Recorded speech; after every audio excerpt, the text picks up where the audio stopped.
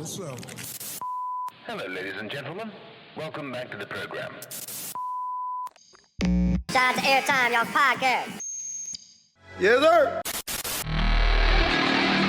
Okay, check. We crack these up? Yes, we should. Cheers. Cheers. So, Cheers for life. yeah, cheers for life. You know, you're used to snowboarding, but miking is not your. No. My brother is actually very good at this because he's the singer in the punk rock band. Your brother's in a band? Yeah, Do you idolize your brother? absolutely. That's why I started snowboarding as well. Is he a snowboarder, skateboarder, both? He's both. I think a bit more snowboarder. Hockey player? No? He used to play hockey when he was a kid, but not too much anymore. Do you watch hockey, NHL? I do kind of like the playoffs a bit more, but like during the normal season, they always come in the middle of the night in Finland, so it's kind of hard to.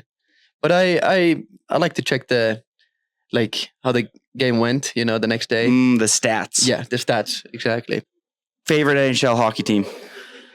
Right now it's probably Dallas Stars because like there's so many Finnish players playing in that team. So I like Dallas, but as many of the listeners know, I'm a big Jets fan. Okay, so for those that don't know, who am I here with? Rene Rinnekangas, that's my name. Where are you from? I'm from Iisalmi, Finland. It's like a pretty small town, or 20,000 people lives there. So I grew up there and I still live in the same town. When and how did you get on Monster? I think that was 2019 or 18. Yeah, I can't remember. Maybe 19 because that was the first year when I did the X Games as well. And I was riding quite a lot with Ståle. I just met him the year before, and I got on like a Oakley team week with Ståle, Sage. Everyone was there, and I think they kind of helped me out with it. So that's how I got on Monster. So big thanks to those guys. Most people who watch your snowboarding think of ATV, all-terrain vehicle. You do it all. Rails, half pipe, quarter pipe, hips, jumps, everything. Who are some inspirations behind this ATV style that you have? Well, thank you. I think I've always been a big fan of those riders who can ride everything, like jumps, pipe, powder, street.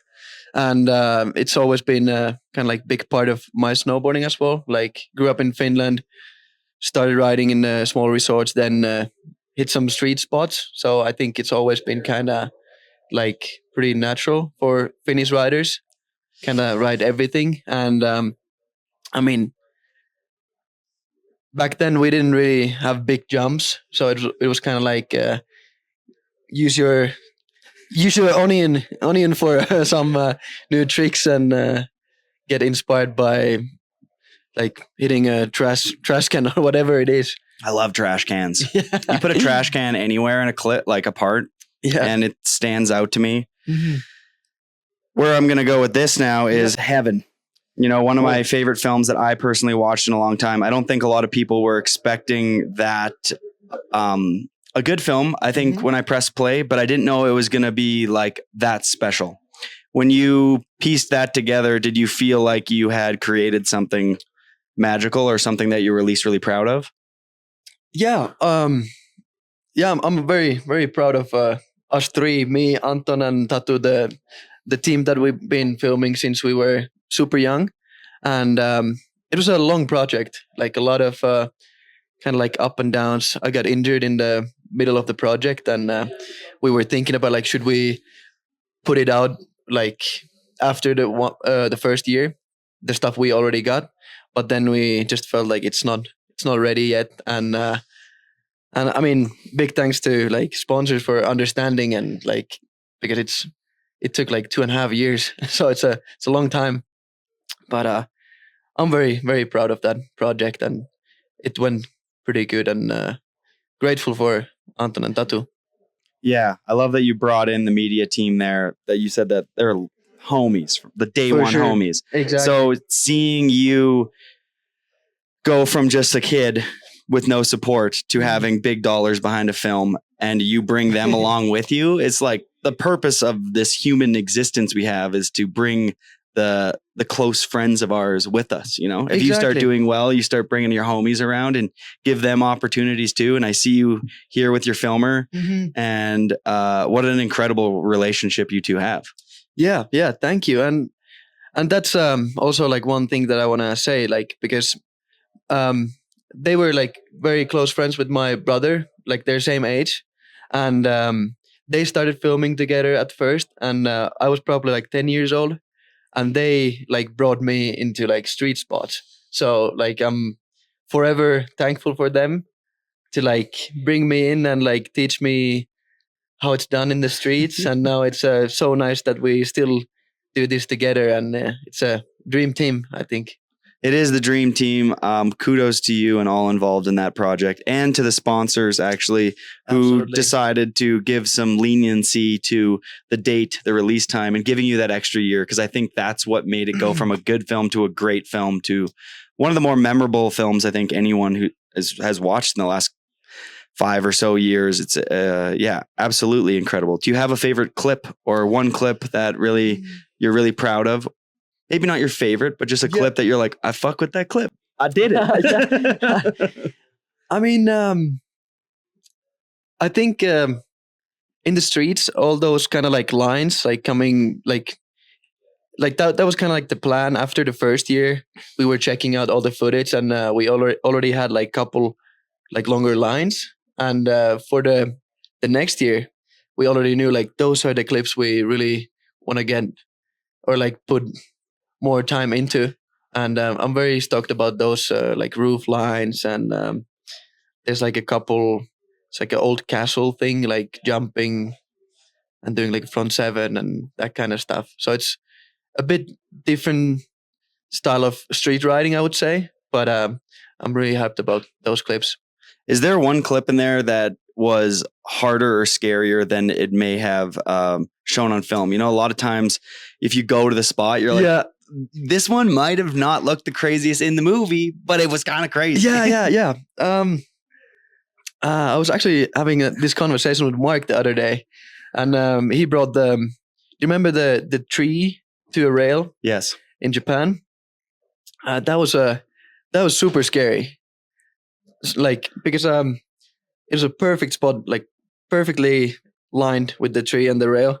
But like if I locked too long on a 50-50, I would have landed in the stairs, and there's like another rail and a wall. So like the board would have gone kind of like between the poles, you know?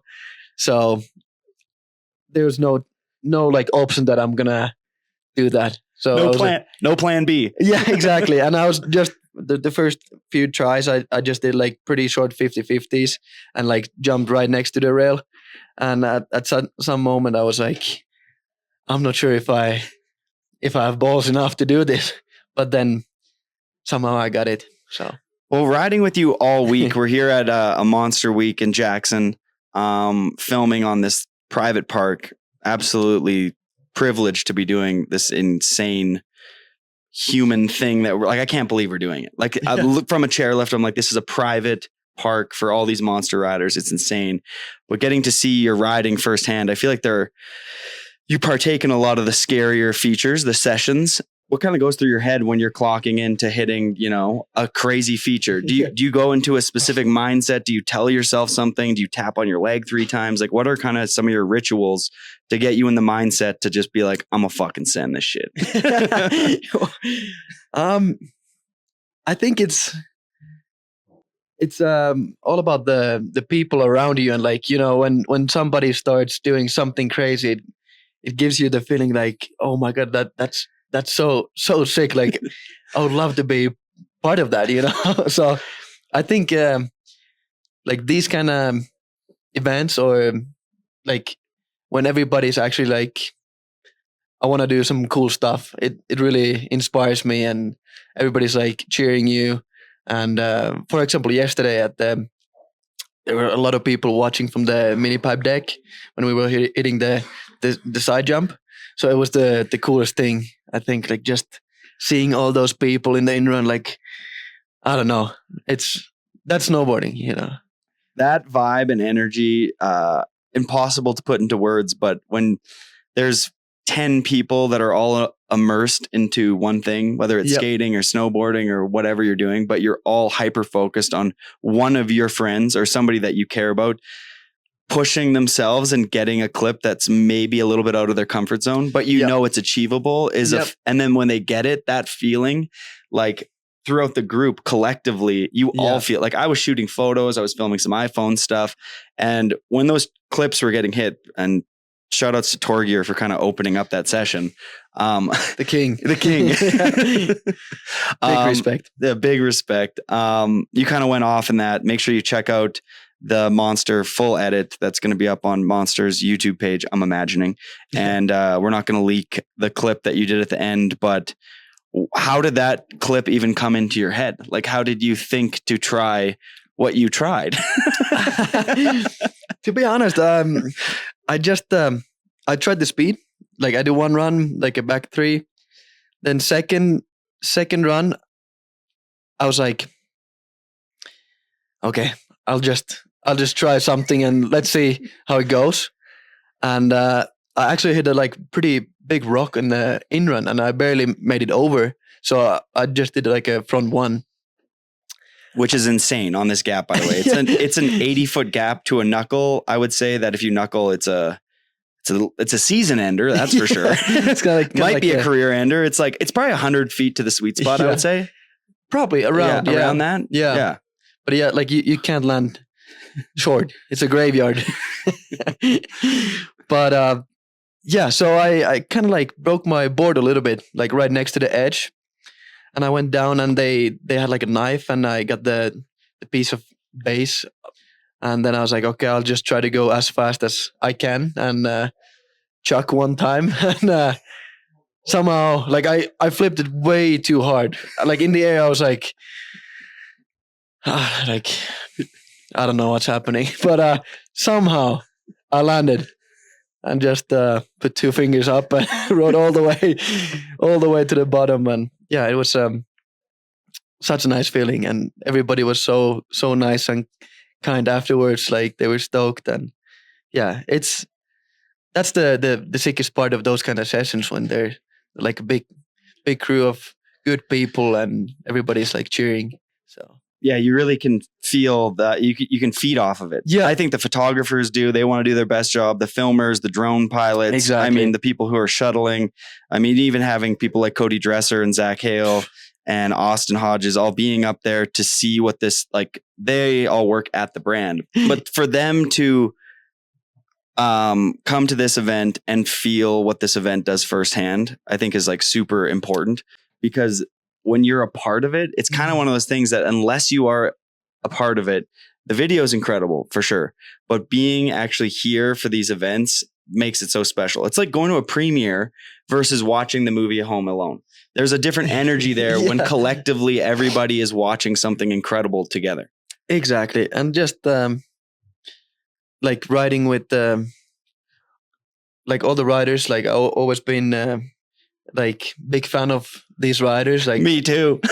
It's a insane feeling just to be out here and ride with everyone. So, and the same thing with that jump, like when people were like starting to do like different tricks and going gnarlier. So it like inspires. So, okay, one question about your approach to snowboarding, because we mentioned ATV, but I feel like you are playing with new tricks in your head and like what's possible. Like, because to me, you're not just doing like a front nine indie, a backside lip slide. Like you really are thinking of all of the elements that are involved in snowboarding and coming up with your own unique approach to snowboarding. Like, where does that inspiration come from? Like, what are you inspired by that gives you that unique approach? Because it is different. Like, you're not snowboarding like a lot of other people are. Well, thank you.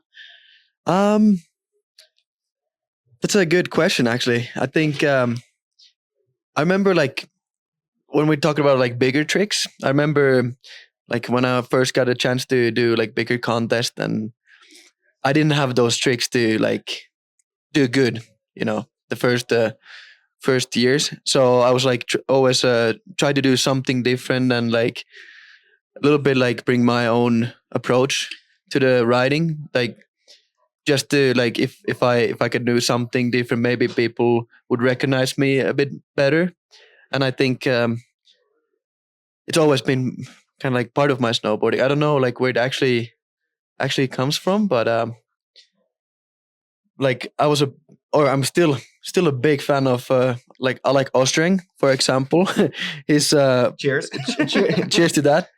Cheers to Oleg. Yeah, you are great. Yeah, but like I remember like when I was a bit younger, I was watching his videos so much, and he was always doing like different hand plants, and he knew every single hand plant, every single trick with different grabs. It's always been so inspiring, and I really wanted to be like him, and I wanted to be like a lot different riders, of course. Like got a lot of inspiration, but I like his one.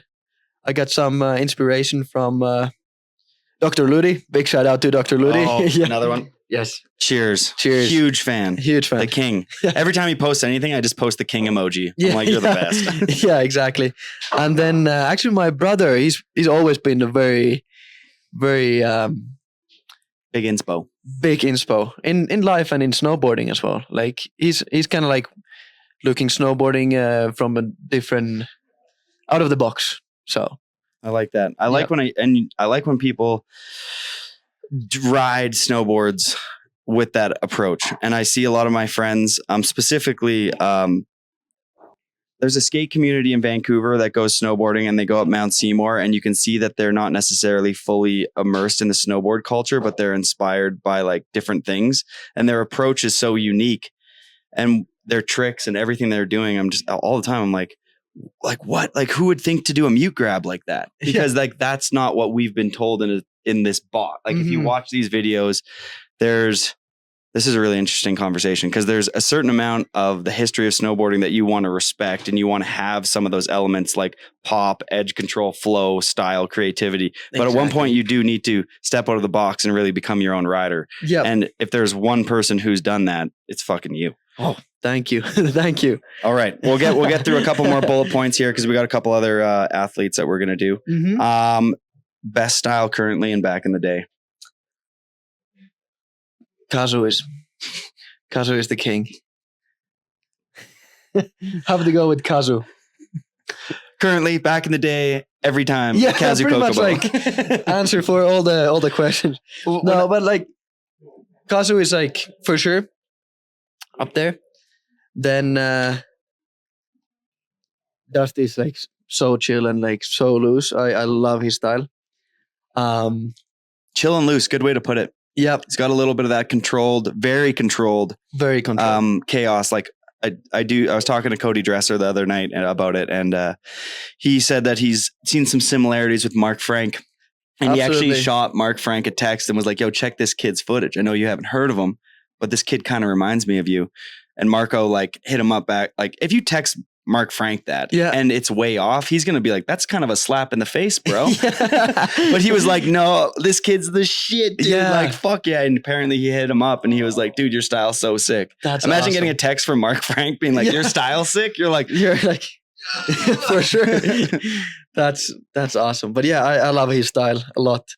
And then I would go, my friend Tatu, who's taking photos. Is he has such a nice style. Same with Anton for sure. Then back in the days. I mean, Johan Olofsson is a great one. That is a great one. I was going to think for you, Daniel Frank or. Mm-hmm. I mean, both for sure. And of course, I have to say Terje. Yes. Like, I think Subject Håkonsen, it's like we've been watching that movie so much and so much inspiration for our project. And I think it's one of the best videos ever made.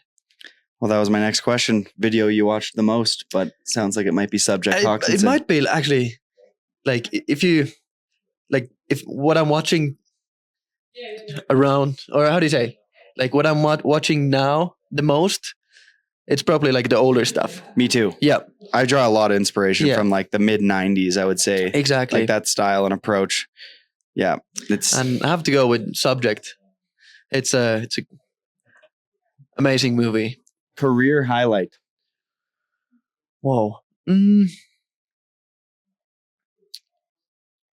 I would probably say this project, the Heaven.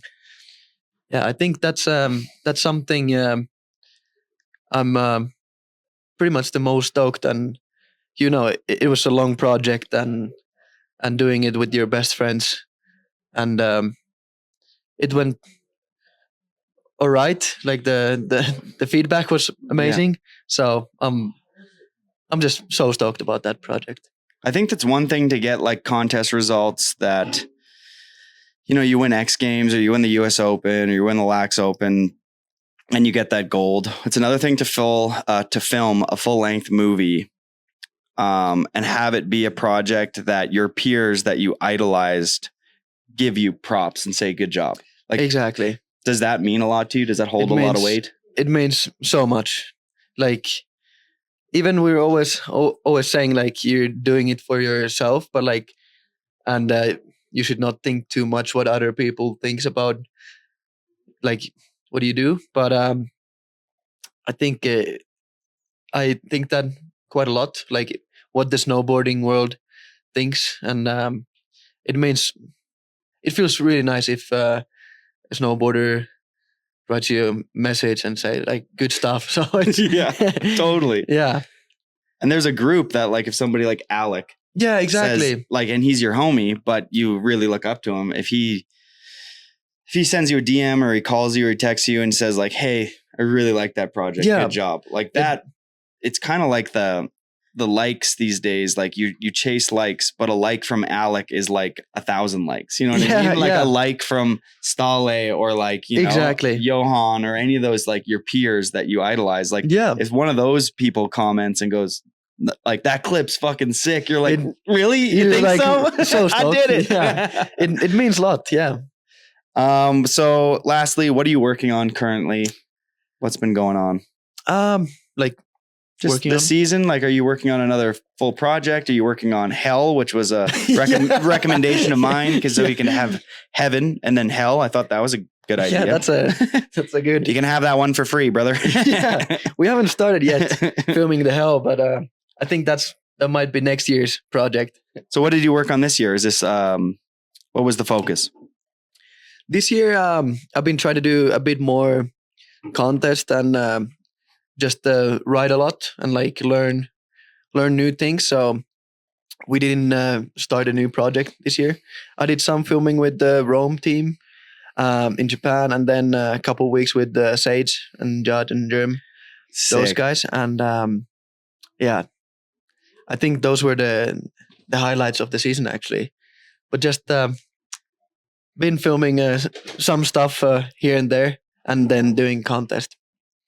Well, from all of us at Snowboarding, we love your snowboarding. We're all big fans. Keep it going. Is there anything that you would like to be able to do in snowboarding that you can't right now? Like, are you not good at, switchback 3 tail grabs? Is there a nemesis in there anywhere? Is there one trick that you're like, I can't really do that trick? There's a lot of tricks that I can't do. So you haven't unlocked all of them? No, absolutely Nice. not. Absolutely not. But I would love to learn a single or just like back rodeo 5. I can do like back rodeo 7 and then 9, but I kind of go like nollie. So I've never figured out how to do back rodeo 5. Did you do a back rodeo 10 the other day? Yes, but he can also do back rodeo No, but 10s. And I think you can do the 12 too. I've never done a back rodeo 12. I've done a switch. Oh. Like switch back rodeo 5 that's or like switchback rodeos. That's way easier for me than back rodeos. Lots of people who are listening to this beg to differ, but they're never got there. No, but that's I've never learned like a back rodeo 5. All right. Thanks again for coming on. We're going to get another individual here that's at this Monster Week. We appreciate your time. We can't wait for anything that you do. All the best in contests. And thanks for setting aside a little bit of time to come on. Thank you. Huge Thank fan, you so man. much. Thank you. You are the man. Oh, Thanks, dog. that was so nice, actually. I was so nervous before. Who am I here with? Zak Hale here on airtime. Zak Hale, how long and when did you get on Monster? This is 19 years on Monster. 18 or 19. I was 13 when I got on, and I'm 32 now. So yeah, 19 years. Are you the first signed Monster athlete or one of them? No, I don't think. I don't think so. I got on and there was already people on the snowboard team and stuff, but it's been a long time. Who's the original Monster team? Dude, I want to say like Louis Vito was on, I think, when I was on. Like, Was Danny Casson original? No, because he might have been on when I got on, but he was off for a little bit and then got back on. Mark Frank Montoya was on. That's a crazy one. Not a lot of people I feel like people forget MFM was on Monster at one point. I didn't forget. I can't even remember who else was on. Like it was so long ago. Lucas Magoon, I think, was on for a little bit. Yeah. Yeah, it's been a long time. All right. So what are we doing here? What is this event? Describe it. So Monster Energy and Jackson Hole partnered together, did a park shoot. Jackson's kind of not notorious for doing big park shoots. So they had Charles come in, build a bunch of features around the resort. We're going to make an edit that comes out, in a couple weeks from the whole thing. Brought the whole team out here, from Monster Army kids to, to people that have been on for a long time. Kind of had everyone out here. Features are big. People are chucking. It's been been really fun to watch. So. What does like an event like this mean to you as like when you were younger? You said you were on Monster for 19 years, and seeing all the different stages. And what I mean by that is when you're younger, you come here with a little bit of like the proving yourself and everything like that. And as you get older, how does it feel to get older and still be coming to these events? And what does it mean to you now to be at them? It's cool. It's really like humbling nowadays watching some of these kids on these features. I'm like, good word. Taking a step back, and you're like, dude, this is crazy. But I don't know. It's cool. Like coming as a young kid and being like, okay, I'm going there and I'm going to chuck, like everyone's there. I want to like prove myself to like let everyone know that like I deserve to be on this team. And then kind of like going through that stage. And then now as I get older, like obviously I still want to snowboard and like, ride things and scare myself a little bit, but it's just, there's so many different eras of your snowboard career you go through, and now being kind of on the other side of it, being like getting to sit down and watch the hip session and be like, okay, like I don't have to go straight right here. Like I'm know what? I'm jumping in here. Hale, you did a massive method. And on day one, you bucked up. Thank you. Yeah. I mean, I got to scare myself every once in a while. And you hit that big jump too and back 7 did.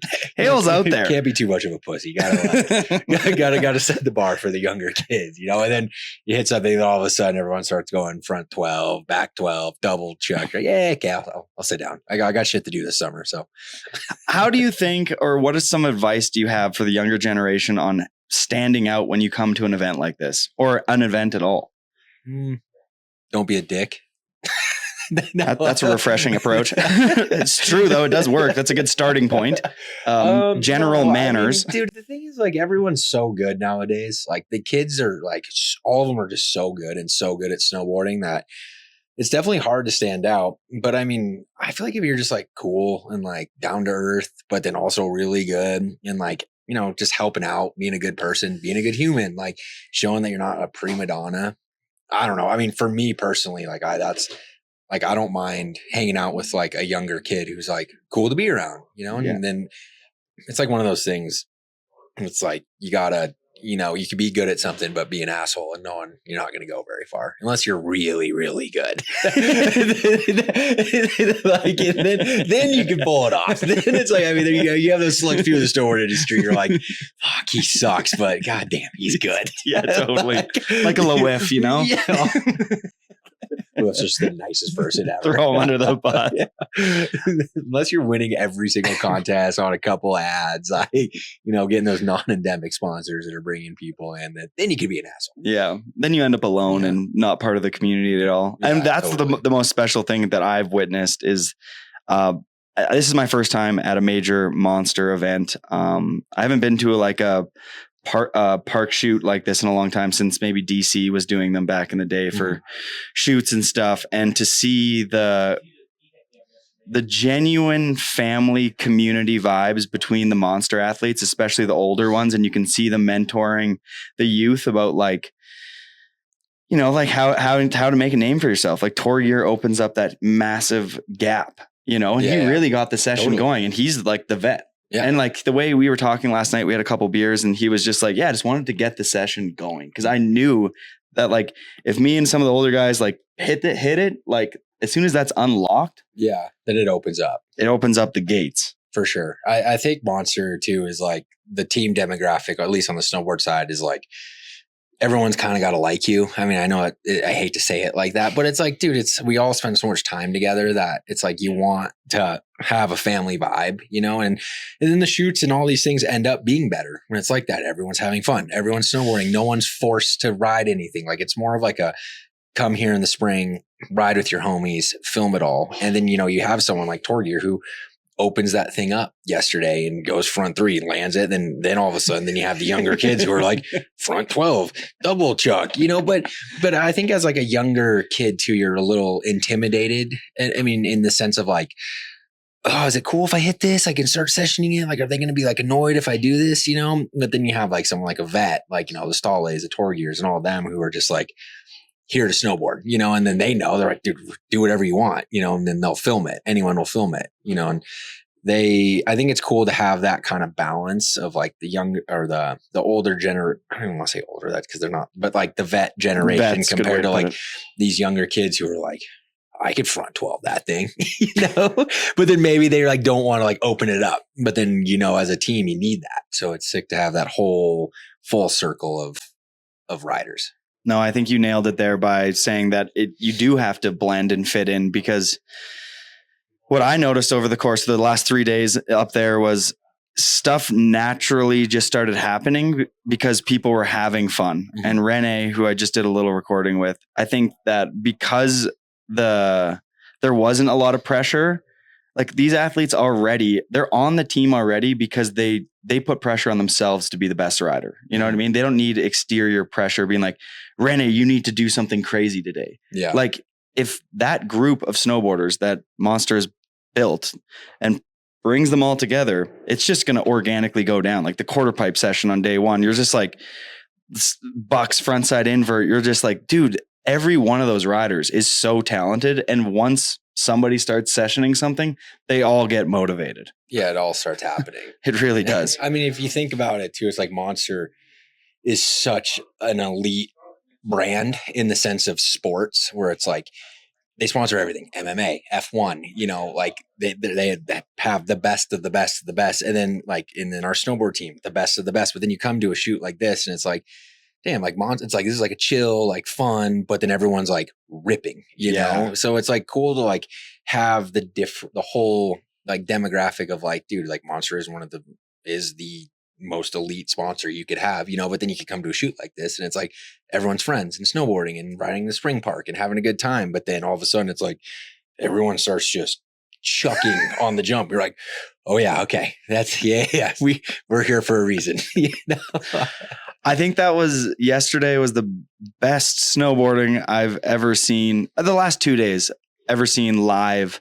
Like it was just everywhere I was looking, I would turn my head and someone would be doing like an off the toe frontside 7 Japan, absolutely massive. Somebody else would be doing like a switchback 5 Japan, all dunked. And then, I mean, Darcy did a switchback 7 Japan, which I'm like, who does switchback 7 Japans? And then there's like crazy. Front double 12, like all the tricks that seemed impossible growing up playing 1080 snowboarding are all reality now. It's hard to get the best snowboarders and have them all be friends on one team. And somehow like Monster made that happen, which is a pretty special occurrence when you get them all together. No, it is special when a brand like that recognizes the importance of getting together the community so that the brand actually has like a look and a feel that people want to buy into because it's authentic. It is real. It's like fun to be. It's it's an elite. I mean, I'm having a fucking blast. I'm the new guy. And I'm having a lot of fun. You are lucky to be here. Hale on day one is like, gives me this big hug. He's like, Jody, what up? How are you? And he's like, what are you doing here? No, really. What are you? I was like, take this question really light. I'm not trying to be a dick, but what are you doing here? I mean, it's good to see you. But fair question. They're letting anybody in.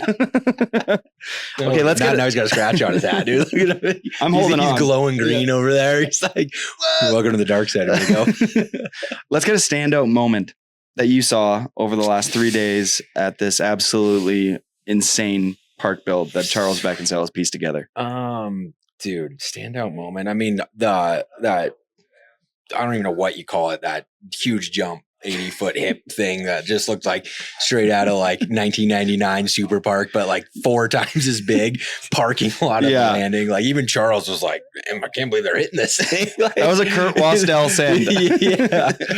That session yesterday. I mean, Rene's double front flip thing. I don't even know what you call it. I mean, Dane's front 12 on that.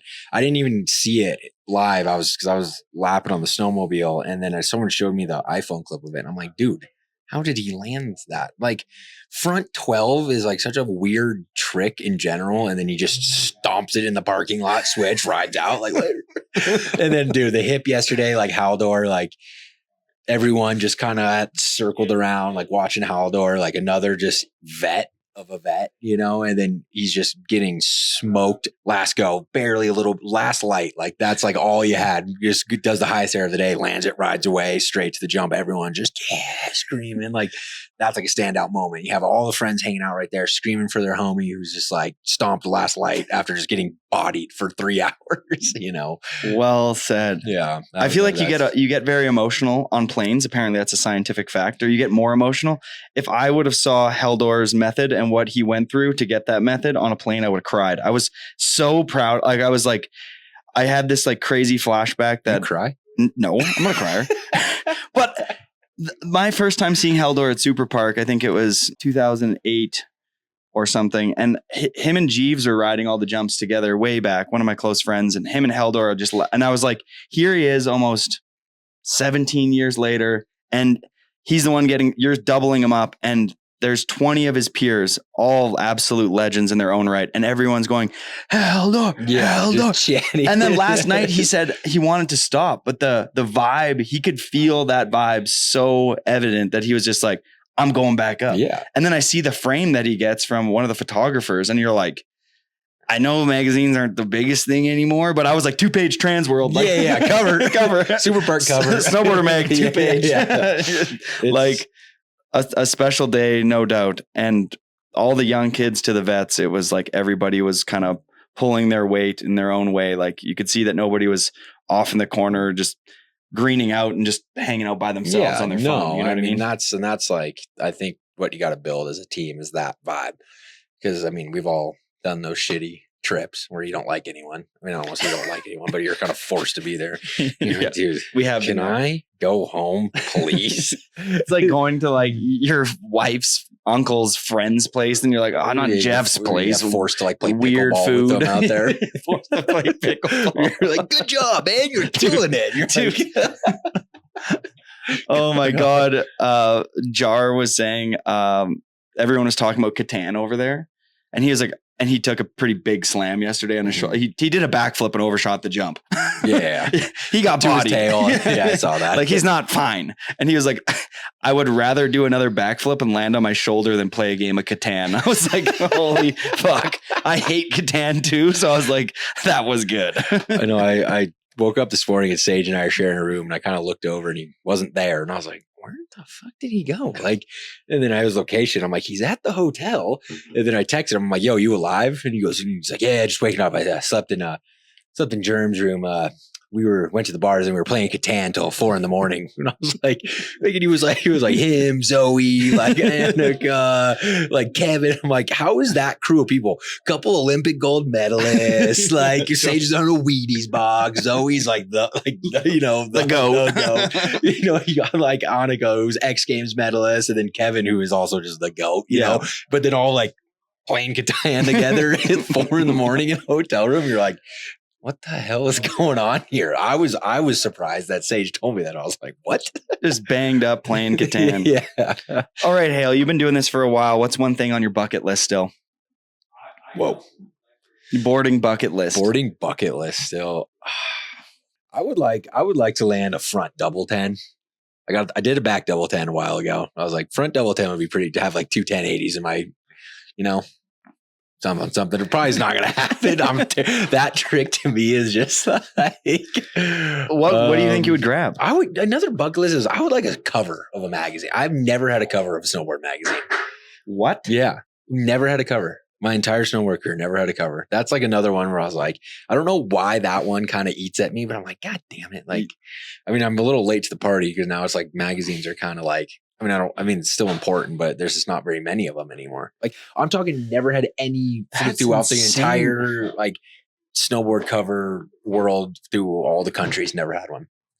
And you're shooting with like literally the best photographers in the world. Do you feel like it was a little bit political back in the day? I don't know. I think I was too young to realize that now that I'm getting older and kind of see another side over here of everything that goes on behind closed doors, I'm like, okay, maybe. It wasn't me. It was you. It was everyone else's fault but mine. I love that one. No accountability. Yeah, no accountability. It's like, I don't know. Why am I not getting this? I was going to have a cover of this photo and then it got ran in another magazine like a month before. And then they had to pull the cover. And I like to think that I was that close. Maybe I'm making that completely up. I got a handful of photos too that are like when I shot them and I saw the frame, I was like, that's the best thing I could ever do. And it's good. Like a great photo and cover work. And it wasn't. And then you see the cover that came out instead and you're like, and then you kind of hate that rider a bit too, who got the cover other than you. And you're like, oh no, I don't like Will Levine anymore. Let's be honest. You're like, there's been some pretty shitty covers over the years. You're like, why is that on the front?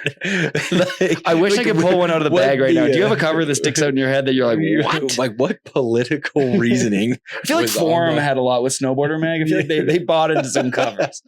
As long as they lit it on fire, they were getting. Someone was getting. Someone was getting. Something like Seven Springs Park shoot on fire. Totally. No. The pull tap thing was really sick. I don't know if that was Cam Pierce or Austin Sweeten or whatever, but I think it was Sweeten who had it. Yeah, the pull tap fire photo. Was that Sweeten? I think it might. Was that a cover too? I don't think it was a cover. I remember that photo. I don't know why I remember that photo so well, but all right, let's get style. Back in the day. And currently your favorites. Oh, back in the day, favorite style. Dude, being from Big Bear, like Bradshaw, Bradshaw was, let's be honest. Like there's like, you kind of, that's a great pick. Yeah. Nowadays, I don't know, this kind of one came to my head. I've seen some Judd footage this year. It's like really sick. Like he's kind of grown up coming into his own vibe, I like his style a lot. I really like his approach to snowboarding. Right now. So do I. He's an absolute animal, an asshole approach. Yeah, like he's insane. Dude, Louif, that's like obviously another given one. He's always had insane style. Gesme. Yeah, there's just dude, there's so many people I could think of. I really like Luke Winkleman's style too. He's another one who kind of grew up and came into his own style that. When he was first coming up, he was just little kid, and then kind of as he's getting older and stronger, you see it, and you're like, damn, he's dope. Dusty, another one, insane style, grew up, came into his own style. You watch him in the air and he's kind of got that Big Bear Bradshaw style, but then takes it to massive features where Magoon and Bradshaw kind of kept it, maybe lower to the ground. And then Dusty just goes 90-foot park jump, just that back, rodeo thing he does, but doesn't go rodeo melon poke and then lands. I saw him do a double back 10 tail grab, and I was like, seeing him ride live has been insane. But I'll shout out his brother too, Dill. Yeah. Holy fuck! Like front 180 on that. Oh, like, yeah. They kind of he blew me. Too. Yeah, and they got like the big bear goon arm. If you know about the Lucas Magoon shoulder, kind of like suck in the back shoulder. I'm a huge fan. Like Darcy style, Cam Spalding. Like, dude, there's like so many of the Dane. Like, dude, there's just so many like new young kids where their style is sick. Yeah. I mean, the whole Japanese flight that came down here is insane. I mean, watching that's them, like that's a whole other conversation. Yeah. You're like, yo, Kaishu, like Kokomo. It's just like, I mean, dude, it's just different. There's everyone. I'll go everyone. That's my answer. Next question. I fucking hate that answer. Everyone wins. Everyone gets a star. Everyone wins participation. Yeah, trophy. totally. You absolutely destroyed everybody in your field. You're the same as everybody. Good job, everyone. What's a career highlight? You've been in the game for such a long time. I feel like you've shared your whole life with snowboarding, really. You've been involved since like a child. Yeah. You got a career highlight? I mean, I like getting an X Games medal is kind of like my, like personally, I was just like always wanted one, and then kind of found out at a younger age that I wasn't really going to be like the slopestyle guy, you know, like going to do tour when I was like, 15, and it was right when Mick Morris got on too, and it's kind of like, hey, you guys are going to do tour, and then like Mick Mo just absolutely shits all over me. And I was like, maybe I'm not really the slopestyle guy. So then like, obviously started filming video parts and stuff, and then doing real snow and getting an X Games medal was like really, really cool to me, because I never really thought that I was like gonna get one, just because I was on the other side of snowboarding, I mean, turning pro on Burton is like, at that time too, when you were really enrolled in that team, like that was it still obviously is a stacked team, but that in itself is a special accolade. Yeah, for sure. I mean, I guess that one too, I was just so young where I didn't think about it as much. But I did. You being younger than me, I was like, damn, dude. Like looking back on it, I'm like, damn, dude, like my first rail trip I ever went on, like I got thrown, like I took a red eye flight to the Midwest and like got picked up at the airport by like Jeremy Jones and Blotto, and Corey Kaniniak was filming. And I was just like, it was literally just me and Jeremy on the trip, because I mean, probably no one else could go. And like, we need someone to come film, dude. Straight off the airplane, they drive me straight to the spot. I put my gear on, and then I'm driving. This is when winches kind of were first starting to get big. And then all of a sudden I'm driving the winch for Jeremy Jones in this spot as a 16-year-old kid. I'm like, bro, like I'm like off of a red eye flight. I'm like, dude, like what is like got just thrown into the ringer, dude. No, that was like a special time now that I look back on it. Honestly, just being able to like travel. This is like such a generic answer, but like just traveling the world, like experiencing all this stuff, meeting all these cool people, all these opportunities for the future, like learning about all different cultures, and just having like memories that I'll be able to like look back on my whole lifetime and have things to talk about to my grandkids that aren't going to like completely suck. All right. Because you've had such a long career, let me ask you this. Is there one clip that's kind of burned into your brain? And what I mean by that, is there one trick that you saw someone do one time that you were like, as if I saw that live? Because you've been around some of the greatest snowboarders ever, and you've been with them on film trips. You're saying like something that I've seen like live, like not necessarily from a video, just something that you saw with your naked eye one time throughout. Sage's back 12 on Chad's Gap was hands down. That's burned into my head. Like, and I mean, I'm not just saying that 'cause he's like my best friend or anything. Like I love him / hate him. But Cop. Fucking RoboCop actually. No, dude, that whole day, like I went up there to go help him build that jump. We built it wrong, like, and then had to like rebuild the lip. The lip was like a cat width wide, which Chad's Gap is already like a 3-day ordeal. And then when you build it wrong, it kind of adds on to it. Weather was coming in, like they wanted to get it. And he like tried it a couple times, fell, like, and the hike's pretty gnarly, and he walks back up, and then it's just like he like clicks into this mode where he's just like this savage all of a sudden. Like he's the nicest person ever, but then he like clicks into this savage mode where you're like, oh, he gonna do it. You know what? Like, dude, I remember I had my iPhone. I was kind of like behind. I forgot who I was behind, but I was like in the gut filming with my iPhone. I see him. He's like, does it perfect. Lands on his feet, and I'm like, and then see a little like red because he's wearing all red, like little red, just out at the end, and just was like right away, and just everyone, oh my god! Like, I mean, dude, it's like that jump is massive. Like, I don't know. I feel like I've been so jaded with snowboarding. I've seen so much, and like I don't get impressed by like a ton, you know. Yeah. But then that one, I was like, oh, holy shit! Like that's why you have all the things that you have. That's why you got that big house in Park City. I love staying there. Yeah, I love staying. I love my spare room. Yeah, that's why we've gotten to go do all this cool shit. I'm kind of just coattailed off of it, Dude, I'm right there with you. I'm like, oh, E-Man, you're good. Jeeves, you're good. Solers, you're great. Let me grab onto you. Wee, Rasman, there. Why are you here again, Jody? No, that trick was burned in my head, dude. That was like unbelievable. As if you saw that live. That's insane. That's one of the best tricks to go down on one of the biggest jumps in snowboard history. To give it a little context, in case you don't know what Chad's Gap is, it's one of the biggest snowboard jumps over a massive ravine. And if you don't make it, you don't have any ankles. Type in Chad's Gap on YouTube. Chad's Gap, Utah, and then you'll see it. Tanner Hall, type in. No ankles. No, that was a highlight. I mean, there's probably other ones too that I've seen, but that one just kind of. All right. What's next for Hale? What are you working on these days? Maybe outside of snowboarding. You go to the gym a lot. Congrats. I'm jealous. Kind of hit the age where you're just like, okay. I mean, snowboarding is going to end one day, so I can't be the overweight and unemployed boyfriend. Gotta be like, go to when you're going out there, like, oh, who's that?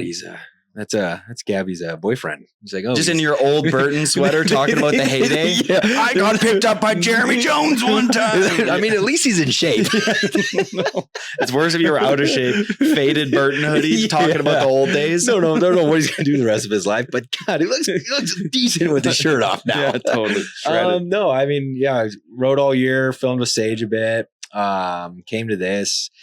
I just want to like snowboard as much as I can and still film tricks and, kind of try to progress myself more. And I mean, it's kind of, I don't know. That's kind of where I'm at. I mean, I don't know if if I got the whole dive into a full video part grinding me again, but if I could, film a bunch and do all that, then I'll be stoked. Man, is just somebody watching you this week at just cause I feel like we didn't hang out a lot throughout our whole careers, but we did attend a lot of events together and hung out and drank beers at events over the last 20 years-ish. But seeing you do that back seven on that 80-foot jump that with an absolute ice of a deck, like a skating rink, like you got to make it to that landing to get to any sort of soft snow. And then it was still hard. And then the first day you opening up and going, you were... I mean, my inner Pat Bridges wanted to start tapping people out, and I wouldn't have tapped you out. That's what I'm saying. that makes me feel good. I was gonna roll it in. And I was like, I need to make myself. No, you had a good line. There was a good line. I was like, don't check. Just go straight. No, you killed it. Oh yeah. Thank you. Hale, thanks for coming on, man. Huge fan, and thank you. Yeah, love you, dog. Big fan too. Cheers. Who am I here with? You're here with Ståle Sandbech, Norwegian person. Norwegian legend, as I would say. When you won natural selection, what were the feelings from that W? That was.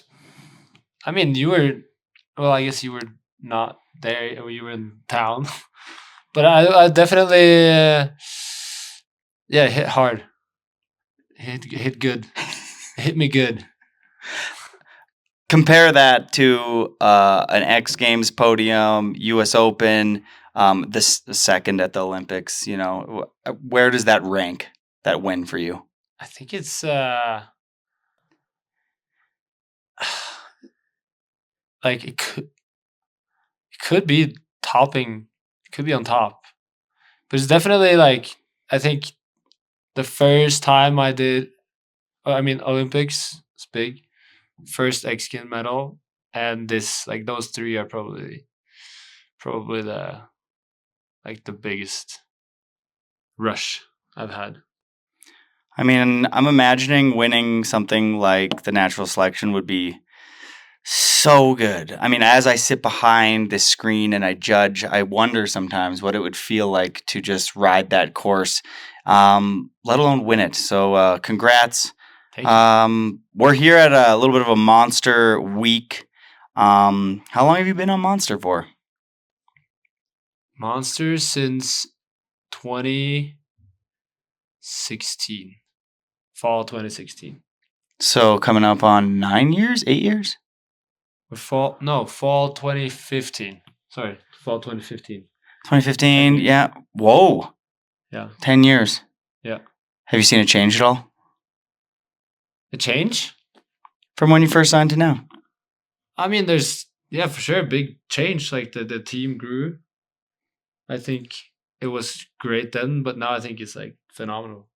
Like the whole family vibe of being on the Monster team. And yeah, I think, and most people in snowboarding are wanting to be a part of that. I mean, this is my first time being at a Monster specific event here in the US, Jackson Hole, and seeing this whole team come together and ride and see how it naturally flows. Yeah. Is beyond, it's hard to put into words actually. Like, as I get a little bit older, I see all these kids that are in the thick of it right now, and it reminds me of many years ago being at, a park shoot, and a lot of these individuals are in the prime of their careers, and they are pushing snowboarding, but it doesn't really seem like they're getting pressured to do so. It's just sessions keep organically popping up on different features, and then the whole fucking family heads down and watches. On day one, there was the hip session. Yeah. Day two today. What were some sessions today specifically, and day one that you were pretty entertained by? I mean, obviously the hip session, Judd flying. I think there's been multiple sessions on the quarter pipe with all sorts of movements. And then I didn't know what to call it, but Mark called it a turtleback landing jump. That session was pretty good at the end. Started getting cold and crispy. People are still sending it. But yeah, I think it's like natural. Being a part of this is like they just help us set it up nicely, give us the opportunity, and then just let us do our thing. It's no, like you said, no pressure. There's no like, you have to do this or that. It's just like, we're just doing it together. What's a standout shot from the last 2 days in your eyes? What was something that caught your eyes and you're like, damn, other than Judd's massive air on the hip?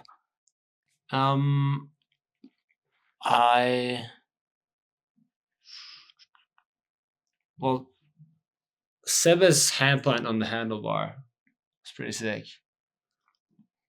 And then afterwards he goes even faster and he pulls his shoulder out. Did you see that? No. He dislocated his shoulder.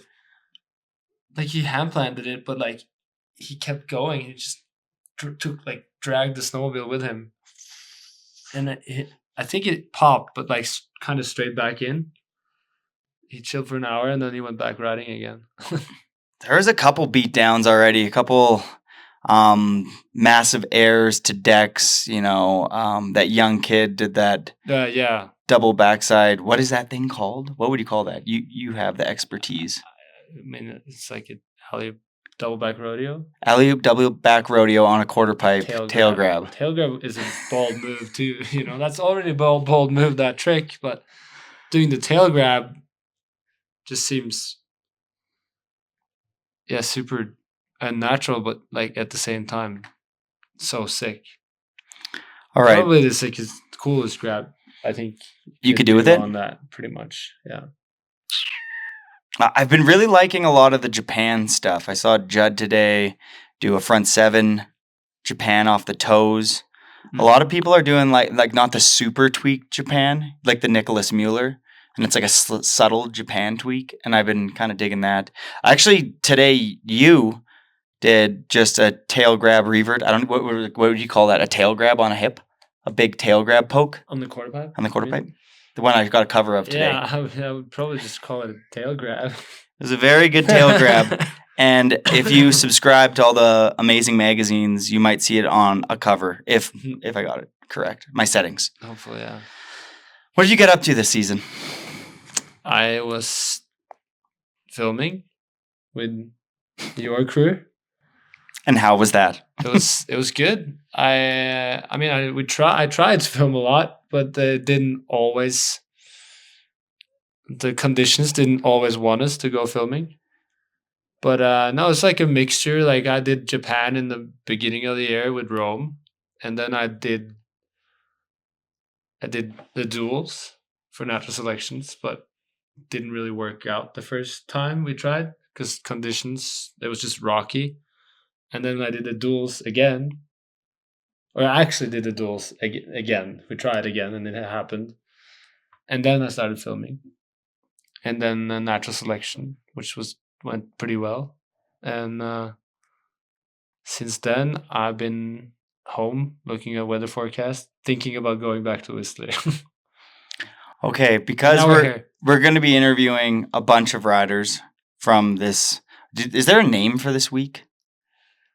You know, there's normally Hell Week. I think the video is going to be called Siberian Express. Okay, so we're here for the Monster Siberian Express at Jackson Hole, Wyoming. Yeah. Great place. I thought it was near Reno, Nevada. We're not even close. Really? Yeah. Way off. Yeah, I looked at a map, it's though. America. Okay, so we're going to ask you a couple more bullet point questions here. Favorite pro growing up? Eero Etola. Damn. And he's still filming. Yeah. Did you go to the premiere of his movie? Or go to his movie at all?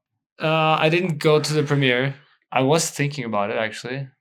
But I saw him pretty soon afterwards and had a couple of drinks with him and congratulated him with the fucking sick movie. How do you express to somebody who's listening to this that has heard the name Eero Etola, how do you put into words that project and how significant that is? I think, the fact that he, 10 years ago made a video called The Ender, and he kind of claimed that was his last video project.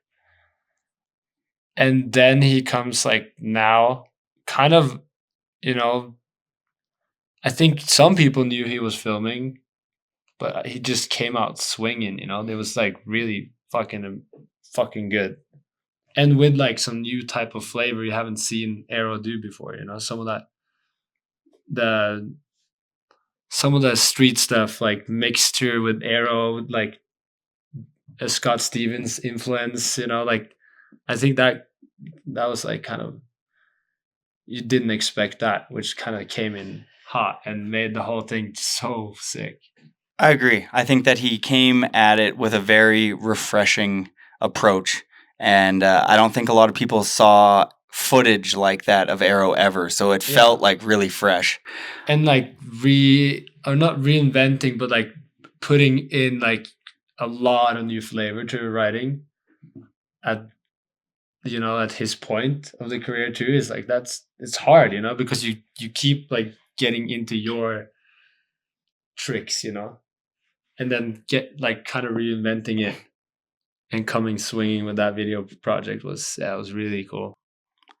Probably pretty hard for you as a new father to not look at him and find a lot of inspiration, I'm imagining. No, I mean, he's been an inspiration to me since I was a kid, and then the fact that I got to become friends with him and the fact that became normal too. It's crazy, And now, obviously, him having kids and still doing it, and then I'm a fresh father, and I think a lot of inspiration to take from that guy. And I mean, I have taken a lot of inspiration already. So yeah, he's definitely he's in a special group, of course, yeah, and even a more special group after that last part. Totally. I think that really solidified him in the greats conversation Yeah. for forever. Yeah, yet again, Yet again, yeah, totally. Video you watched the most growing up? Oof, we watched a lot of movies because my big brother had all the VHSs. So Maybe let's get a little plug. But Who's your brother? Frode Sandbech. He's a little bit of a legend. What, filmer, photographer, writer, a little bit of all of it. Yeah. He's 16 years older than me, so like kind of was mad into it before I was even born, pretty much. And big kind of inspiration and kind of leading us in the right direction when we were younger. Not that he was like around with us too much because he was doing his stuff, but like he would tell us what was cool and not cool. So like getting to know that quite early was, I think, pretty helpful.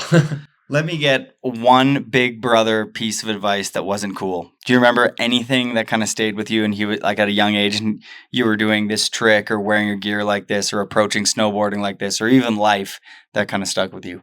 That he told me that wasn't cool? Yeah. Well, I was pretty stoked because I'd learned I think I'd learned back 5 or I was close to learning back 7. And so I was like, dude, I was so stoked and telling him. And he was like, and I was like scratching my hand on the takeoff, when you hold your hand up to takeoff. Oh yeah, we all remember that. And yeah, he was, that was not cool. And I had to relearn all my tricks. But I guess it's good that I started relearning them only getting to the 5. If I would get to spend more time that way, it would probably be harder to learn not to drag your hands in the takeoff. Do you feel like you progressed really fast, so you skip steps, but then you realized you actually didn't progress really fast? You were just skipping steps? When I was dragging my hand? Yeah, I feel like when kids get to the point of dragging their hand, you said you were trying back 7s there. I feel like I coached at camp forever, and there'd always be a couple kids who had a cab 9, but couldn't half cab, really good. No, I think actually we weren't necessarily skipping steps. I was always pretty good at knowing when I was ready to learn a new trick. And I think that has helped me not fucking up too much. Are there any tricks that you've played around with in your head that you still want to achieve at this point? Like twist, can't figure it out. Tried 1,000 times, done maybe one decent one, Takaru learned that the other day. Yeah. I don't know if you saw that on his story. I saw that, and that was his first one. Yeah. Well, that was fucking proper too. Dude. I watched that back. I went frame by frame. It's a good clip when someone as good as Ståle is frame by framing your shit for pointers. Cicerelli always says that. He'll watch a clip of John Jay or Ika and he'll frame. He'll be like, oh, that's where he dunks his shoulder a little bit more. Yeah. But no, I don't know. That's what. Yeah. All right. Best style currently and back in the day. I think Kazu. I mean, great pick. Nobody's arguing. And how far back in there we're going, I could say Kazu again. JP Solberg and Kazu. Do you have a favorite Kazu clip? The one that sticks out in your head that you were kind of that one got burned into the brain? Too many, all of them. Most memorable trick you saw with your own 2 eyes throughout your whole history of snowboarding. Is there any clip that you saw live that is just etched into your fucking soul forever? Because you've been riding with the best of the best forever. I feel like I have a clear answer, but when you ask me now, I go brain dead. But just maybe not the best one, but just one moment then. Whatever. When you're shuffling through the filing cabinet in your brain right now and you're happy with one, pick that one out. Oh, Alex hardway back 270 on the C rail. You saw that? I pretty much pushed him to do it. because I think it was my brother filming, and I had a heel bruise or something. I was injured, so I went there with him to set it up. Forum vacation for In one of the four For- movies. form- Yeah, I think it was like top 5 tricks of the year on Transworld or something. I mean, Fridge's clip on that this year is absolutely insane. Yeah. Did you see that? Is In the it lobster movie? The back two? Yeah, I think it's like hard way back 270, and then he goes like in, or is No, it just back back to bring 270? back. But yeah, bring back. Yeah, But he like dies on it and then Yeah, goes yeah. back to it. yeah. And Fred Perry has the back one. Yeah, those are standout. yeah. That's a sick spot. Oh yeah. Yeah, like that's a There's- good. You can like mirror Yeah, tricks too. yeah, like back to back, like David Benedict. Because it's like one on this side, on the yeah. But that was fucked up. Favorite activity outside of snowboarding? Surfing. This one's good. I wrote this down. This question's fucking awesome. Okay, are you ready? Yeah. Describe your style in a few words. Shit. My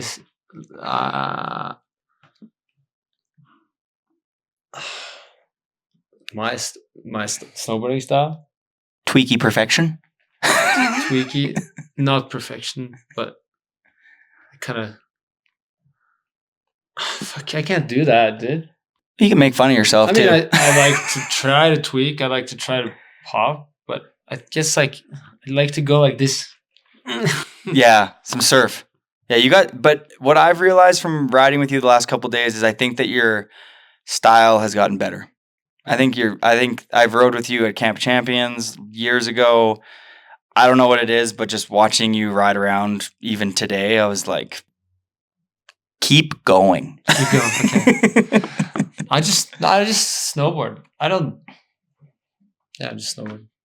I like to think that I have okay style, but I can still get better style. I can give you the stamp of you have slightly better than okay style. I would say it's great, and very consistent and good at the small things all the way to the big things. There was a couple riders that really caught my eye today with that too, like Rene, different style but similar approach. Like when you guys would be buttering down the mountain or hitting some small little hand plant thing or doing an air on the quarter pipe or hitting the hip or any of the jumps or whatever. It's just like, I never really knew what you two would do. It just seemed like you were pretty capable at doing everything. And as somebody who has a skill set but limited, I was in awe. Yeah. No, I think it's you want to be able to sort of ride anything and things that are not supposed to be ridden, and that's when you like. I feel like that's when it's really rewarding to do something cool.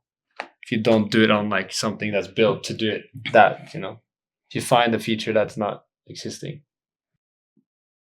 What qualities do you think you have, Rene has, Kazu has, people that are among the great conversation or people that have perfected their craft? What kind of characteristics do you think kind of contribute to that success?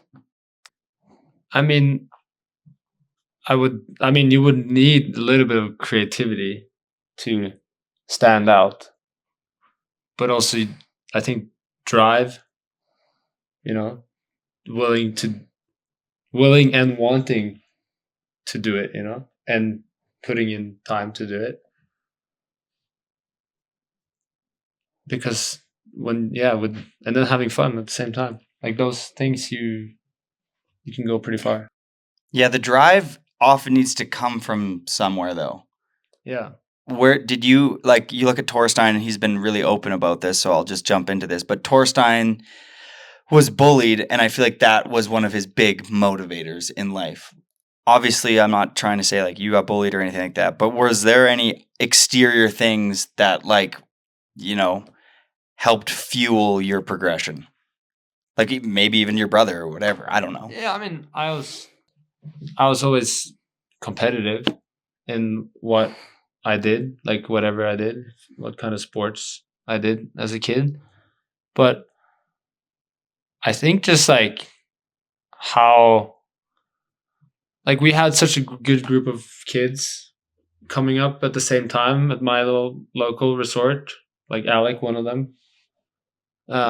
And we would just push each other. So like kind of, I guess, the drive to learn a trick before someone else, or do cool shit and live the snowboarding dream that we saw in the movies and our heroes. And when that started becoming fun, like super rewarding to get to the next new level, learn a new trick or do something unique, then it just becomes like a natural progression.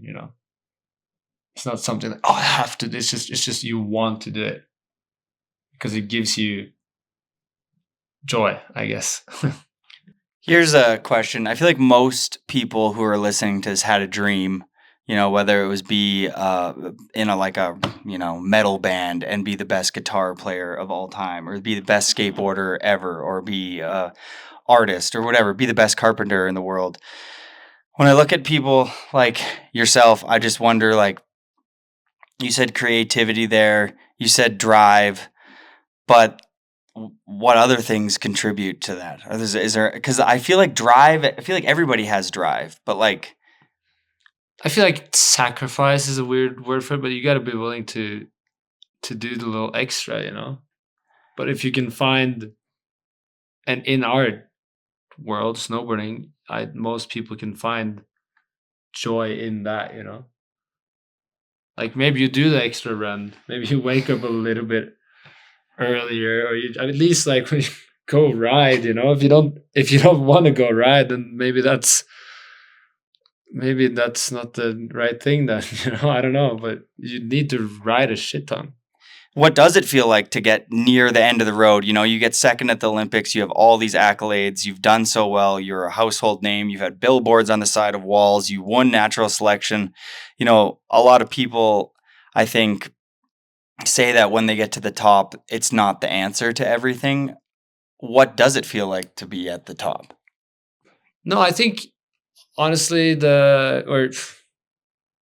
I never had like one big breakthrough. Like I kind of slow and steady since I was a kid. Got slowly on the map, I guess. So I think that helps, not like, what is it? Overnight success? Yeah. Like that's it was like, probably like a healthier way than just like attention out of nowhere. Which is sick too, but that's maybe harder to handle, right? Correct. Yeah, I think overnight success for young people tends to be it's the opposite of a blessing in disguise. Yeah, I mean, not every time, but no, I think I just had goals. I had goals of. I didn't necessarily have like I'm gonna win now. It was more like I'm gonna make it to the X Games. I want to be a pro snowboarder, and then maybe I want to like do well in all the contests that I go to, and like I want to not regret that I tried my best. So do you feel like you were making attainable goals the whole time throughout the course of your snowboard career, and they were like attainable goals rather than like being like, I want to win the Olympics, which seems so far-fetched from a young age? Yeah, maybe. But then like as I was starting to achieve my goals and my dreams, I got new ones, and then I was competing, and then I always was dreaming about making video parts, so like when I start competing, it was like a whole new, like almost not starting over, but like it was all new motivation and a whole new realm, Now I get to put all my time into this, and snowboarding just keeps giving. It's not just one thing to do. It's like such a diverse sport, if you want to call it that. Yeah, seems like it gives you a lot more than just the fulfillment of the tricks. Yeah, and then I had natural selection, and then now I really want to film a video part that I'm gonna be super proud of. Lights out. Okay, so would you say that's on your bucket list then? A good video part? For sure. I mean, I've filmed okay stuff and I've filmed good stuff, but like, it would really be nice to have like a good like year of me feeling good on the board and conditions at the same time, and make something that maybe can stand the test of time, you know.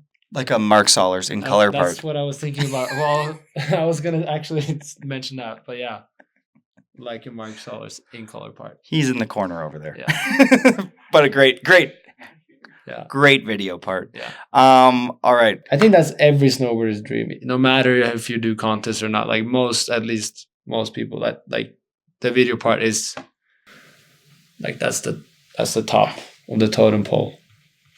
Well said. I think that I've always looked at, if you had a good career, all your best shots could go on a timeline and you could make yourself a 3-minute part.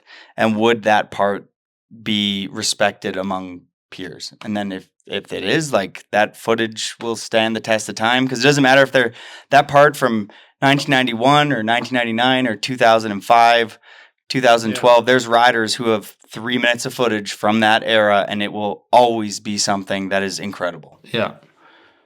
And like, especially for backcountry boarding, I think. Yeah.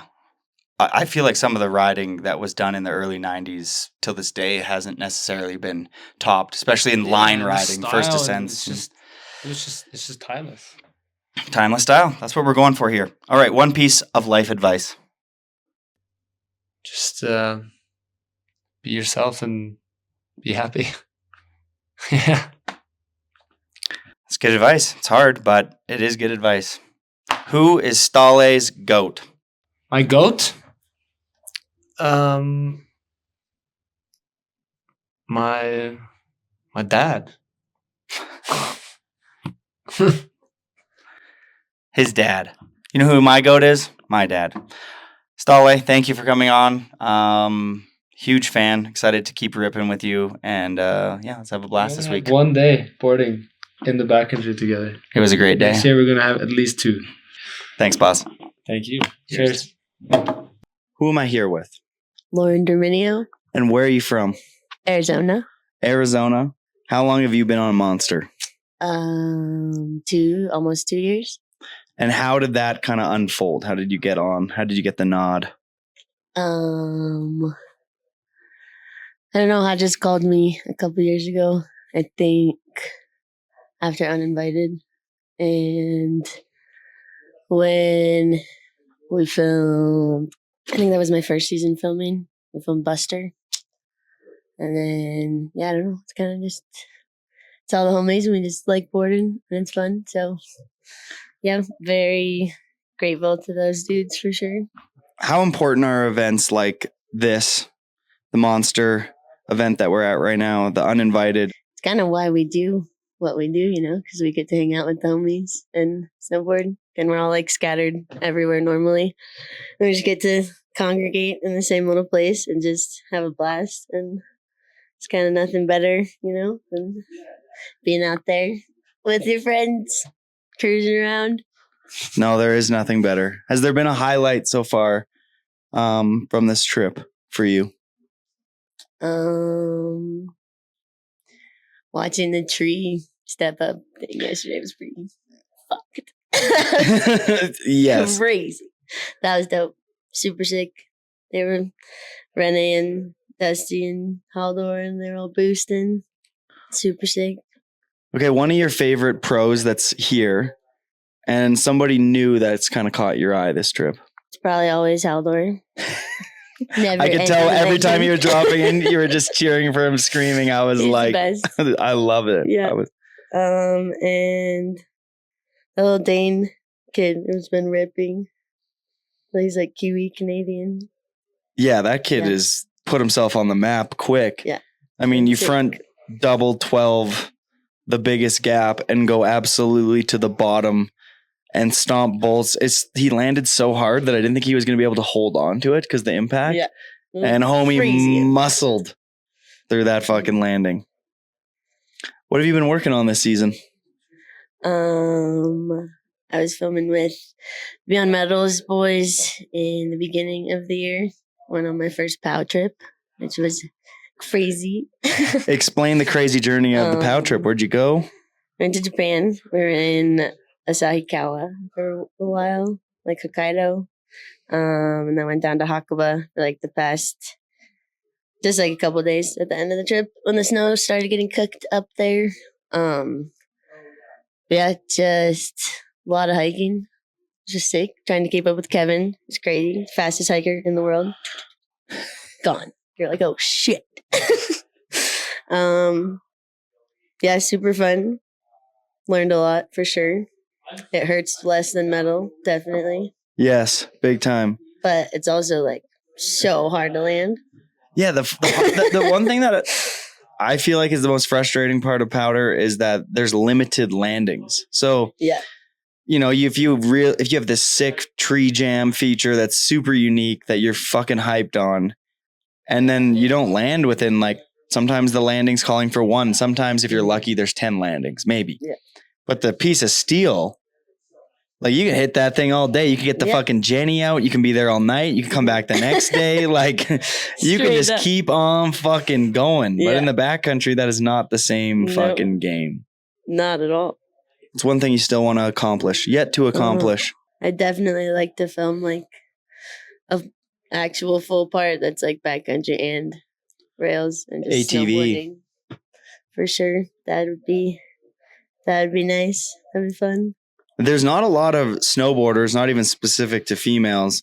There's not a lot of riders that film the rails and backcountry. There's a select few that do, and it's so inspirational when somebody is able to piece together a backcountry part that's good and a rail part.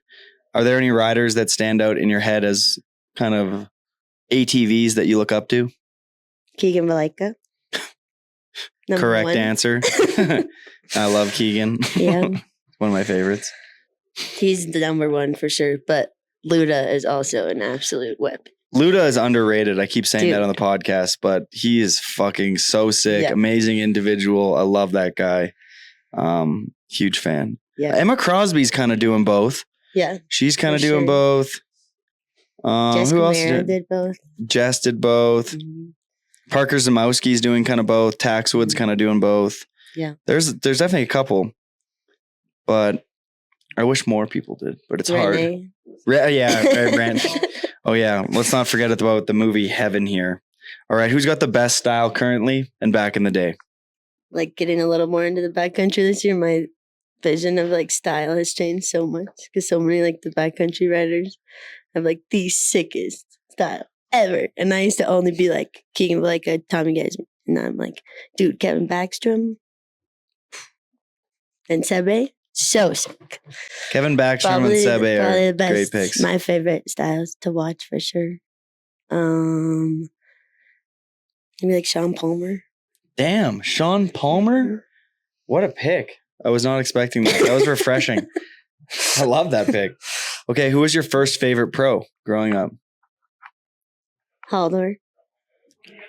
Also an incredible pick. What about Haldor makes you love his snowboarding? He just does like the sickest shit ever. All the time. Yes.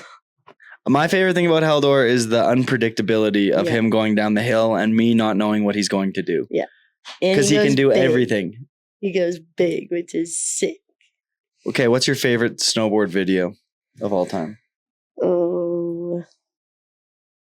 I mean, I guess the ones that I like watch the most are like Bosrex and like the Bosrek videos? Yeah, and like I don't know, In Color. The Keegan part is super fucking sick in that. Watch that a lot. But then like newer ones like Good Sport and Blender, obviously. Good Sport, Blender, both incredible. I like the Bosrek plug too. Those videos were really good. What was it? Bosrek 2 and Bosrek 3000 or something? Yeah. I think so. Yeah, that collection was all time. Mm-hmm. Well, thank you for setting aside some time for coming on. No worries. Huge fan, and thank you so much. Thank you. Enjoy the rest of your week. Yes, sir. You too. Yes, sir. Peace. Thank you so much for tuning in. I wanted to give you a quick note that the audio moving forward does get a little hindered by the shuffleboard tournament and the lack of inside voices. Kind of my fault. Zak Hale asked me, do you want me to do anything? And I should have said, can you maintain the quietness in this room so I can continue to record with good audio levels? I did not do that. Therefore, there is a little bit of background noise. I apologize for that, but these conversations are worth keeping in. So thank you so much for tuning in, your understanding. Make sure you check out Monsters Edit on their YouTube channel, and we will also be dropping an edit on the Airtime YouTube channel. So check that out. Enjoy. Who am I here with? I'm Zoi What's your last name? Sadowski-Synnott, Where are you from? New Zealand. How long have you been on Monster Energy? I've been on Monster Energy for 6 years, I think. How did you get on? Did you send them a VHS tape with all your footage? No. Did you win a contest? I think I won a contest. Do you know which one? X Games. How many wins have you had? I don't know. You never counted? No. No? How many X Games medals? I think I have 9, but I could be wrong. That's sweet. When you start losing track, that's when you know you're doing well. What does this event mean to you? Are they important for snowboarding? This event means everything to me. Nah, it's just nice to go ride with all the girls with no pressure at the end of the season and just like fun springboarding. Yeah. Standout moment. This week? Yeah, what was the standout moment this week? Rene's... I don't even know what it's called. Me neither. Yeah, the double on the tree gap jump was pretty insane. But I also love Judd's front, like one nose butter switchback 10. He did a nose butter switchback 10? On the big jump. Yeah, that was pretty insane. Like in the wind, Lolo's back through. There was a lot of... Tail. On which feature? On the first step down? The first step down hippie thing. Let me ask you this. Who's your favorite snowboarder on Monster? They're all my favorites. Oh, I love watching everyone ride. I love that answer. It's so good. But Rene for sure. It's just so simple. Yeah, I was always a big fan. I was a bigger fan after Heaven. And now watching him snowboard live. Yeah, in person. I was... Every time I saw him snowboard, he did something that I could barely comprehend. Like the skill set in everything, the takeoff, the air, the style, the landing, the pop. It's like everything. Everything checked out on everything he was doing. Yeah. It's like... It's so sick. It's nice getting to compete and being able to watch him in that setting. Like watch him in training and then watch him put together a run. And it's always so unique and so sick. And then getting to watch the videos that he puts years of work into, his heart and soul. Pretty special snowboarder. How long are you going to juggle the contest and filming video parts? Because to me, it's pretty insane what you do. The mental clock in to do contests and then the mental clock in to film backcountry is pretty nuts. Thanks, Jody. Are you going to continue to do that or focus on one? I love the balance of the two. It's pretty like lock into a really structured setting, riding slope style and like training and stuff like that. And then getting the opportunity to film and get creative and have and experience that aspect of snowboarding is really cool. So I like doing both, and I'm going to try and do both together for as long as I possibly can. But definitely spent this year heavily on the like contest side of things because Olympic qualifying and stuff. And then after the Olympics, I would love to spend way more time in the backcountry, get out and brandy wine with you. And yeah. Okay, who's some of your favorites to go into the mountains with? Who are some of your favorites to do contests with? Because for me, being older, I got fueled by certain riders, and certain riders had like a bigger impact on me. And there's certain riders that I would ride with in the backcountry that would know my skill set and were really able to push my riding. So who are some riders when you go into the backcountry help you take your riding to the next level? Who are some riders in the contest scene when you ride with them, you can take your riding to that next level? Yeah. I recently was just in Worcester in Brandywine actually with Burton, and I got to be out in the backcountry with Anna. We went snowmobiling and built some jumps, and that was really fun because I've been competing with her for such a long time, and we finally got to get out there together to do some filming. So I want to say Anna for both because she just like is so fearless and definitely pushes me to like do my best stuff. She's just like, you got it. Soap style, big air, and then also filming. So yeah. Well, the one thing about her is you guys have done such a long stint, the last almost 10 years riding alongside each other in contests, that you guys really have a deep understanding of what you're good at and what you're not good at. And so like, let's say if you're riding like a hippie step down, she could be like, I saw you do a 6 switchback 5 on a similar feature. Like you should try that on this. Like it would. And I love riding with like people like Rasman or whoever who know my tricks so well. And they're like, dude, you could get in that pocket with that cab 3 that you do. Like that's kind of set up nice for it. But yeah. I love that. It's a really special thing to be able to go into the mountains with people who know your skill set on certain things. And I mean, yours is pretty endless at this point, but I mean, she does know probably what your limitations are, and she's probably able to push you to like, you know, a healthy amount of progression every time you go out. Yeah, for sure. You explained that like really well in a way that I could not articulate, but yeah, she would be like, yeah, I know your tricks. And then I can be like, why are you not doing a back 7 on this? You've got the sickest back 7 I've ever seen. And yeah, so it's nice being out there with your friends who like for sure know your tricks. Okay, so you've accomplished a lot in your short career. Remarkable accomplishments, by the way. Way to go. Thanks, Jody. Congratulations. What do you have left on the bucket list? What are some things you want to do? Or some things I want to do before I just stop snowboarding because I hate it so much. Because you're so burnt out. Because there's so much demand and pressure from you in every way. No, I want to, I don't know. Like I want to do this for as long as I possibly can. And I love being a part of the progression in snowboarding, especially in slopestyle and big air. It's just like a really inspiring thing to be a part of and push and inspire the next generation. I don't know. I definitely want to film my own video project, but I don't know what that looks like yet. I want to do something that I'm like, I want to put everything into it, not just like do something just because I can. Do you know what I mean? Yeah, I do. Yeah. And you want to do it at the right time in your career because you want to make the subject Zoe. Yeah. Something like that. I don't know. But yeah, I don't know. I haven't really thought about it too much.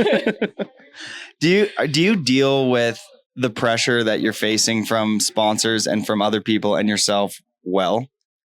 Do I deal with it well? Yeah. Do you feel like there's a lot of pressure on you right now? I'm curious. I feel like there have definitely been times where I've like felt pressure from sponsors and like, I don't know, at comps and stuff like that. But most of the time it's just like, it's not that deep, you know? Like it's just snowboarding, and try not to think about it as like the end of the world. I don't know. It's just like you're out there having fun with friends, trying to learn new tricks. I don't know. I don't really think about it too much.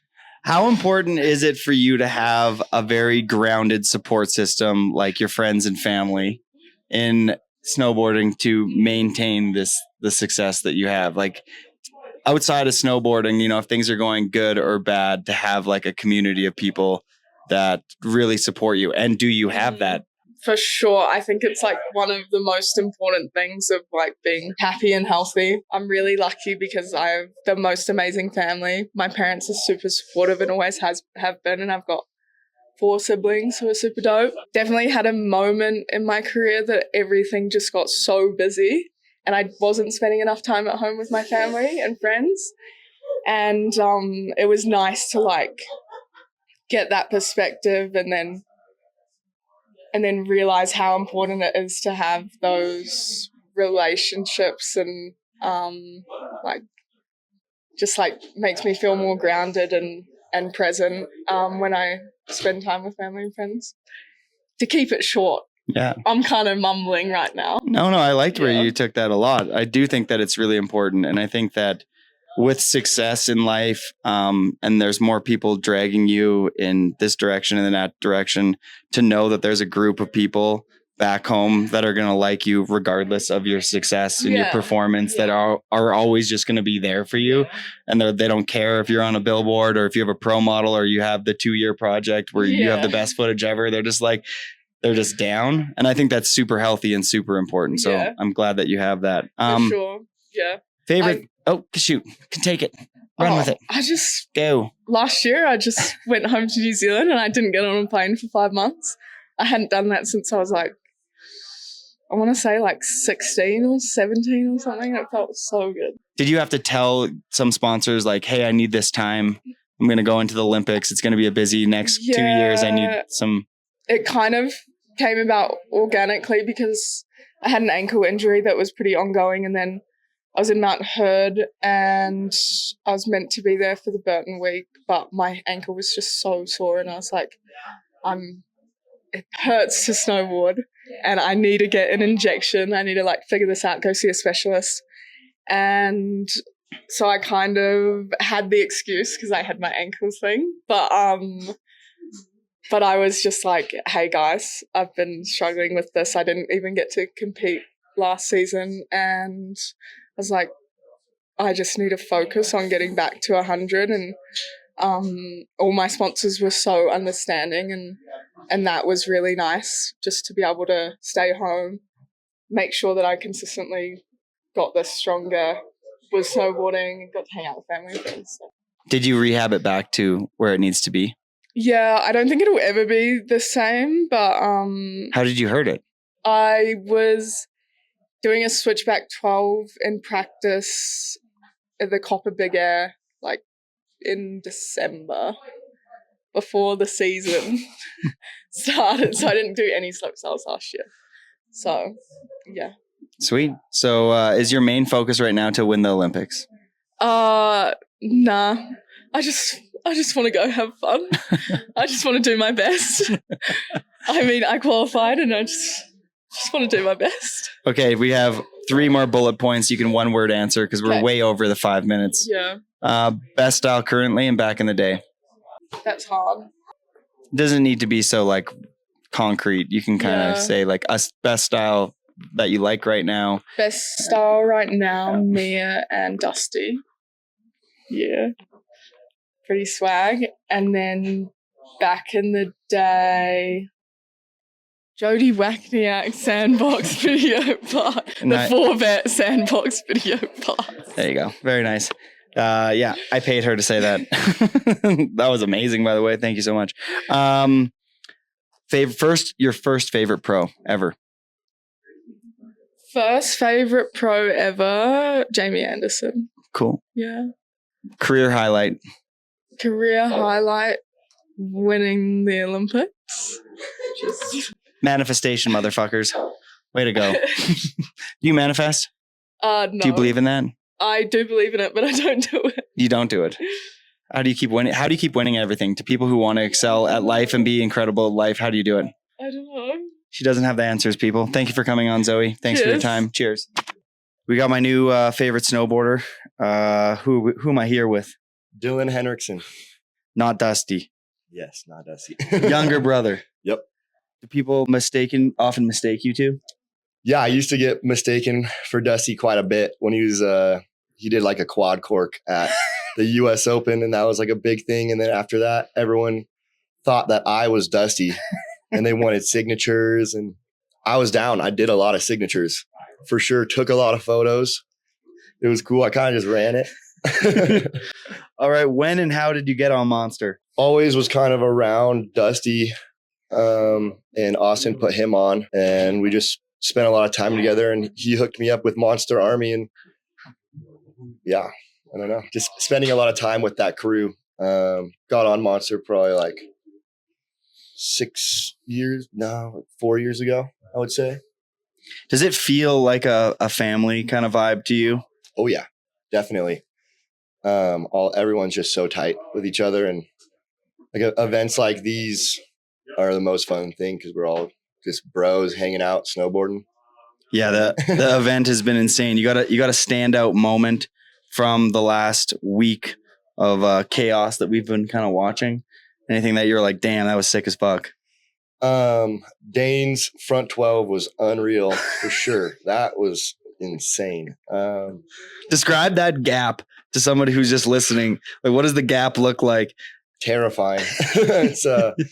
It was just really scary because really big, long jump with a lot of compression off the lip, and you had to bomb a giant hill straight into it. And you like make one check, you're coming up short, and yeah, I didn't want to mess up. And to do a front 12 off that was just like godly. I don't know. How would you describe coming up short on that jump? Not good. Definitely do not want to come up short on that. You're done for if you come up short. Do you draw a lot of inspiration from skating? I draw inspiration from skateboarding in like a lifestyle way, like in a motivation way, like knowing how to fall and get back up. But like filming skateboarding and snowboarding is so different. I kind of like feel like it's two different worlds a little bit, but style for sure. Like doing 180s and stuff, you want to make your 180 on a snowboard look like you're doing it on a skateboard. That's like a good goal. You know? So a little bit style and definitely like the motivation, like fall, get back up factor. As soon as you front 180'd like the 80-foot jump, I was like, that's my guy. Thank you. Yeah. Fun riding with you too, dude. Yeah. Cheers, man. Yeah. Thank you so much. Who am I here with? Dusty Henricksen. How long you been on Monster for? That's a good question. I'd say 5 years now, coming up on maybe 6. How did you originally get on? What do you think was the culprit?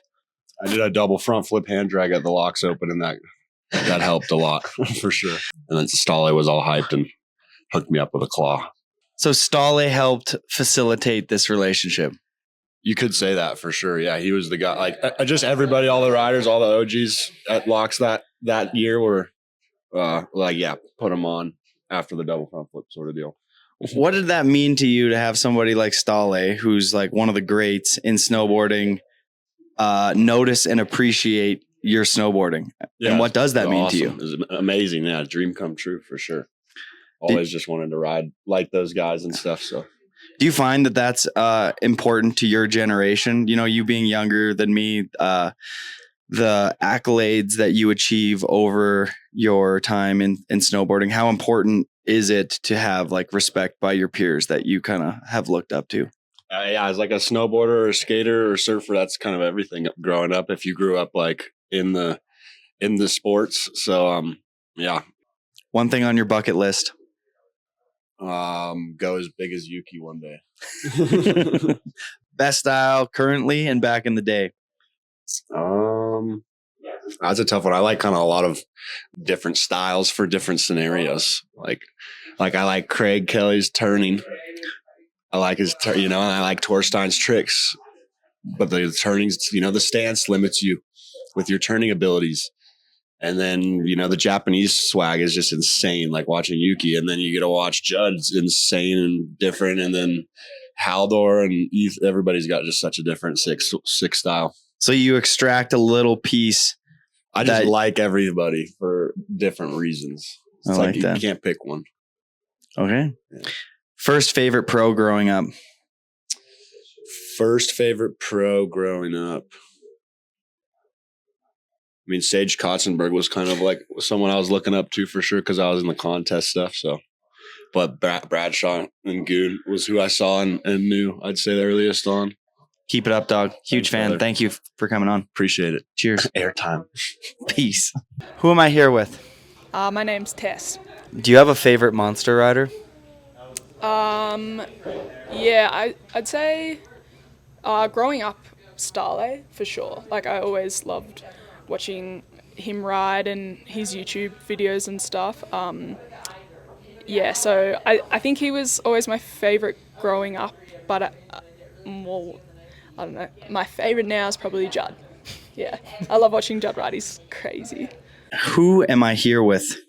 You're here with Mason Jar, running into Rene above the quarter pipe, and he was about to do something crazy. I knew he had like this look on his face, and I followed him in. He did that like lip slide to front flip out. It was pretty fucking nuts. I've never seen anything like that. P-Mac told me one time, like, as long as you're a good guy, that's all that matters. Cheers, man. Peace. Peace. As long as you're a good guy, that's all that matters.